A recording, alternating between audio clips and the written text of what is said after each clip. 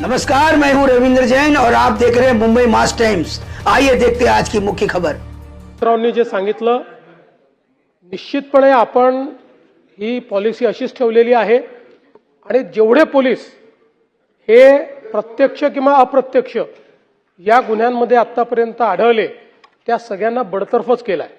आपण त्यांना कोणालाही सस्पेंड केलं नाही, त्याला बडतर्फच केलाय। आपण जे सुचवलं त्याप्रमाणे आता आपण आपल्याकडे आधी जे नार्कोटिक्सच्या संदर्भात जे काही व्यवस्था होती ती छोटी होती। आपल्याला कल्पना आहे मागच्याच वर्षी आपण आपला ANTF जो आहे, अँटी नार्कोटिक्स जो फोर्स आहे, हा फोर्स विस्तारित केलेला आहे। आता प्रत्येक पोलीस स्टेशन, आधी प्रत्येक पोलीस स्टेशनला आपल्याकडे ANTF नव्हता, आता प्रत्येक पोलीस स्टेशनमध्ये ANTF आपण उभा करतो आहोत। त्यासोबत आमच्या डोक्यात असं देखील आहे की जसं आपण आपला जो काही अँटी करप्शन ब्युरो आहे किंवा नक्षलवाद विरोधी मोहीम आहे, या दोन ठिकाणी आपण इन्सेंटिव्ह दिला आहे। लोक गडचिरोलीला का जातात, तिथे स्पेशल पे आपण देतो, त्यावेळेस सगळे चांगले पोलीस तिथे जायला तयार असतात। किंवा अँटी करप्शनमध्ये वन स्टेप अहेड त्यांना ठेवतो, म्हणजे जो ॲडिशनल SP असेल तो तिथे SP म्हणून त्या पोस्टवर जातो।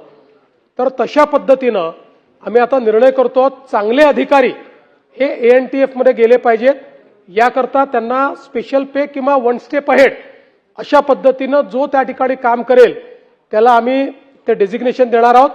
आणि त्यासोबत इथे जो 3 वर्ष काम करेल त्याला चॉईस पोस्टिंग अशा पद्धतीचीही आम्ही योजना तयार करतो आहोत, जेणेकरून चांगले अधिकारी, म्हणजे काय झालंय की आपल्याकडे आतापर्यंत ANTF किंवा जो काही नार्कोटिक्स ब्युरो होता, दुर्दैवाने त्याची अवस्था अशी होती की कोणाला डंप करायचं असेल तर त्याला तिथे आपण टाकून द्यायचो।